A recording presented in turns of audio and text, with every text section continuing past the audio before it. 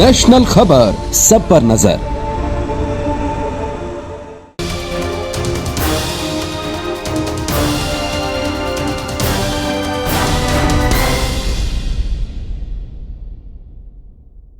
नमस्कार, नेशनल खबर का खास हेल्थ प्रोग्राम देख रहे हैं आप और आपके साथ मैं हूं भारती बघेल। आज हम बात करेंगे सोराइसिस के बारे में। सोराइसिस एक स्किन कंडीशन है जिसमें हमारे शरीर पर चकत्ते बनते हैं और जिसके ऊपर से जो चमड़ी होती है वो झड़ने लग जाती है। सोराइसिस को हिंदी में छाल रोग कहा जाता है और ये लंबे समय तक चलने वाली बीमारी होती है। इस पर अधिक जानकारी के लिए हमारे साथ इस वक्त skin specialist doctor Megha Chaturvedi ji जुड़ गई हैं। तो सबसे पहले तो मैम आपका बहुत स्वागत है हमारे इस प्रोग्राम पर। Thank you Bharti, thank you. और इसी के साथ मेरा पहला सवाल यही है कि सोराइसिस क्या होता है और क्यों होता है? सोराइसिस एक ऑटो इम्यून डिसऑर्डर है। अगर मैं लोगों को आम भाषा में समझाने की कोशिश करूं तो सोराइसिस जब अपनी बॉडी की इम्यूनिटी खुद को अटैक कर रही होती है, बेसिकली हमारा इम्यून सिस्टम क्या करता है, हमें बचाता है ना। कोई भी फॉरेन ऑर्गेनिज्म जा रहा है या फॉरेन उसमें कोई भी अटैक हो रहा है तो हमारा इम्यून सिस्टम हमें बचाएगा। बट जब इम्यून सिस्टम पहचानना ही भूल जाए कि ये अपनी बॉडी है, दोस्त है या दुश्मन, और वो अटैक करना शुरू कर दे तो ये स्किन में ऑटो इम्यून डिसऑर्डर सोराइसिस बन जाता है। अब ये दिखता कैसा है? आजकल जो मेरे पास पेशेंट्स आते हैं, 10,000 से ज़्यादा पेशेंट हो गए हमारे पास। बेसिकली उनके साथ दिक्कत हमें ये देखनी मिलती है कि उनका डायग्नोसिस ही सही नहीं हो पाता। शुरू में 1 पैच आया, 2 पैच आया, लोगों ने या डॉक्टर्स ने फंगल ट्रीटमेंट उन्हें दे दिया कि फंगल इन्फेक्शन हो रहा है, कि सोराइसिस ये है ही नहीं, और वो बढ़ते फंगल की दवाइयाँ भी खाते हैं जिनसे उनका किडनी पे भी इफेक्ट है, लिवर पे भी इफेक्ट आता है, और वो सोराइसिस बनते पूरी बॉडी इफेक्ट कर देता है। और सोराइसिस के पेशेंट बहुत पेनफुल होते हैं।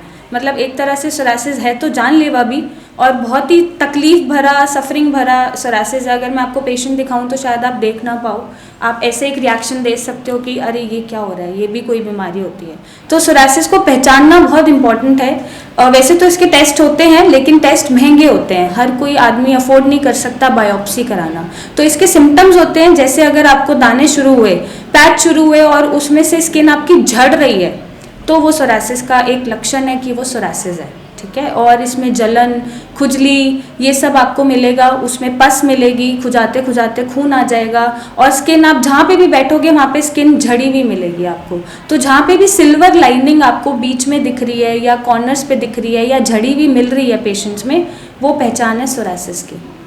वही मैम, मेरा अगला सवाल ये है कि ये सोराइसिस है कितने टाइप्स का होता है, कितने प्रकार का होता है? सोराइसिस वैसे तो 6-7 तरीके के होते हैं, ठीक है। बट जो बहुत ज़्यादा लोगों में देखने को मिलते हैं वो 3-4 तरीके सोराइसिस मिलते हैं। सबसे पहले प्लेग सोराइसिस पेशेंट्स में बहुत मिलता है। मैक्सिमम जो पॉपुलेशन है वो प्लेग सोराइसिस से पीड़ित है। मतलब प्लेग सोराइसिस आपका सर से शुरू होगा नीचे टो तक, और पूरी बॉडी में स्किन जो है वो झड़नी शुरू हो जाती है, और स्किन इतने गुच्छों में झड़ी हुई मिलती है, तो वो प्लेग सोराइसिस होता है। एक होता है ग्यूटेट सोराइसिस जो बहुत पेशेंट्स में मिलता है। ग्यूटेट के साथ एक पाल्मोप्लांटर सोराइसिस है जो सिर्फ हाथ पे और पैरों के तलवों पे मिलेगा, ये एक तरह का सोराइसिस होता है। नेक्स्ट एक सोराइसिस है सिर्फ स्कैल्प सोराइसिस, सिर्फ सर में मिलेगा, सर से ऐसे लगेगा कि डैंड्रफ है लेकिन डैंड्रफ नहीं होता, वो डेड स्किन होती है जो फ्लेक्स की तरह झड़ रही होती है। तो और इरिथ्रोडर्मिक सोराइसिस है, ये जानलेवा सोराइसिस होता है। इसमें अल्टीमेटली जब सोराइसिस जलने जैसा लग जाए कि आपकी स्किन पूरी जल चुकी है,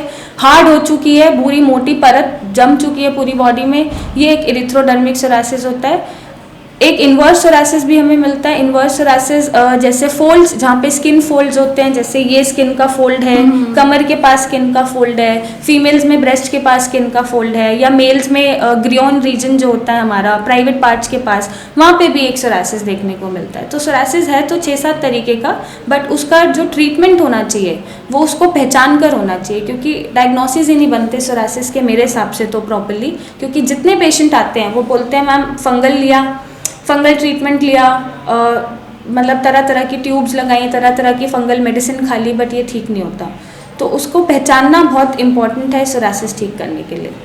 वही मैम, मेरा अगला सवाल ये है कि इससे बचने के लिए क्या करना चाहिए? बचने के लिए तो किसी को भी ये नहीं पता कि ये आपको होने वाला है, राइट है ना। लेकिन फिर भी जो सावधानियां बरतनी चाहिए, वो obviously lifestyle daily alcohol P रहे हो, डेली नॉनवेज खा रहे हो, डेली आप बाहर का खाना खा रहे हो, राइट, और आपकी अगर जीन्स में सोरासिस है, मतलब आपके पेरेंट्स को भी सोरासिस हुआ हुआ है, उस केस में आपको सावधानी बरतनी चाहिए, अपना लाइफस्टाइल थोड़ा कंट्रोल रखना चाहिए, क्योंकि किसी भी पॉइंट पे अगर इम्यून सिस्टम ट्रिगर हो गया और इम्यून सिस्टम खुद को अटैक करना शुरू कर देगा तो सोरासिस हो जाएगा। वहीं एक अहम सवाल मेरा ये भी है कि इसका ट्रीटमेंट आपकी भाषा में कैसे किया जाता है, आप लोग कैसे करते हैं? हम लोग बीमारी को दबाते नहीं हैं, ठीक है। बहुत सारे ट्रीटमेंट हैं, जैसे पंचकर्मा है, स्टीरॉइड्स हैं, होम्योपैथिक ट्रीटमेंट है, और भी आयुर्वेदिक ट्रीटमेंट है, यूनानी ट्रीटमेंट है, नेचुरोपैथी है, राइट। हम क्या करते हैं, हमारी जो मेडिसिन हैं वो जो ऑटो इम्यून डिसऑर्डर है, राइट, सोरासिस, जब आपकी बॉडी खुद को पहचान ही नहीं पा रही तो हम इसको रिवर्स करते हैं कि बॉडी को पहचानना शुरू करवाते हैं कि आपकी बॉडी आपको डिफेंड करना है, इसको अटैक नहीं करना है। तो मेडिसिन हमारी उस पे काम करती हैं। साथ में डाइट जरूरी है, मैं बोलूँगी 20 मैं पूछने वाली थी क्या खाना चाहिए क्या नहीं। 20-30% ओनली डाइट। अगर आप मेडिसिन नहीं भी लेते और अगर आप डाइट में चेंजेस भी कर लेते हो तो 20-30% आपको रिलीफ वैसे ही मिल जाता है। तो ये ज़रूरी है, थोड़ा सा लाइफस्टाइल, एक स्लीपिंग पैटर्न, इतना स्ट्रेसफुल लाइफ है, रात भर फ़ोन पे लगे रहना, सोना नहीं, दिन में सोना, तो ये जो आजकल का जो इम्बैलेंस है, लाइफस्टाइल है, इसकी वजह से जो प्रॉब्लम्स आती हैं, है ना, जो हमारे कैटेकोलामाइंस रिलीज होते हैं और सोरासिस को बढ़ाते हैं या सोरासिस को आने देते हैं, तो उन सब पे थोड़ा सा कंट्रोल करना ज़रूरी है। बिल्कुल, बहुत बहुत शुक्रिया मैम, मुझे इतनी कीमती जानकारी, मतलब दर्शकों को भी इतनी कीमती जानकारी मिल गई आपके जरिए। लोगों को अवेयर होने की ज़रूरत है भारती, राइट। यहाँ पे अवेयरनेस की कमी है, बहुत ज़्यादा कमी है, स्पेशली हेल्थ सेक्टर में। लोगों को पता ही नहीं होता कि क्या बीमारी उन्हें हो रही है, क्या कॉन्सिक्वेंसेस हो सकते हैं, जो ट्रीटमेंट ले रहे हैं उसके क्या रिजल्ट्स हो सकते हैं। सो अगर मैं मोटा मोटा बोलूँ, जो भी सोरासिस पेशेंट जो सोरासिस से पीड़ित हैं, डाइट में आप अगर अल्कोहल लेते हैं तो उसको छोड़ दीजिए।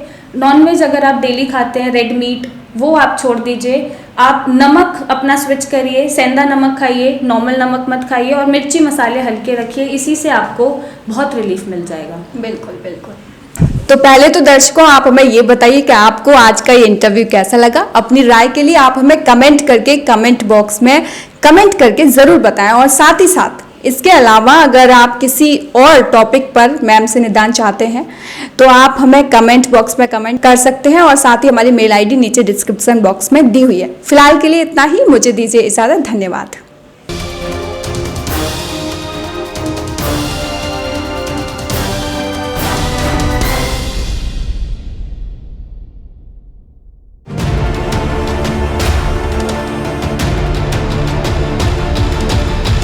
नेशनल खबर, सब पर नजर।